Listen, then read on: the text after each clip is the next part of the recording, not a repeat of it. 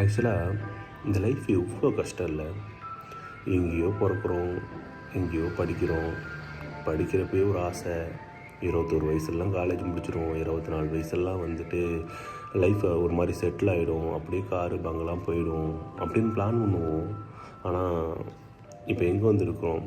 வேலைக்காக வேறு ஒரு சிட்டிக்கு வந்துட்டு ஃபஸ்ட்டு சம்பளம் 6000 அந்த 6000 2000 ரூம் ரெண்டோ 3000 ரூம் ரெண்டோ கொடுத்துட்டு சாப்பாடு காசு கொடுத்துட்டு அந்த சாப்பாட்டுக்கு மாத கடைசியில் பத்தாமல் கடன் வாங்கி அப்படியே லைஃப் ஓட்டிகிட்டு கொஞ்சம் கொஞ்சமாக 6000லேருந்து 10,000 10,000லேருந்து 15,000 15,000லேருந்து 25,000 அப்படியே கொஞ்சம் கொஞ்சமாக ஏறி ஒரு இடத்துல வந்து நிற்கிறப்ப பின்னாடி பார்த்தா ஃபுல்லாக லோனாக இருக்கும். என்ன அப்படின்னு பார்த்தா யோசிச்சு பார்த்தா நம்ம இது எதுக்காக வாங்குகிறோம் அப்படிங்கிறத யோசிக்கிறப்ப நமக்கு தோணாது. ஆனால் ஏதோ ஒன்று பண்ணியிருப்போம். ஆனால் எதுக்கு வாங்கணும், என்ன செலவு பண்ணோம் அப்படிங்கிறத நம்ம ரீகாலே பண்ண முடியல. இப்படி தான் இல்லை, லைஃப் இப்படி தான் போகும்.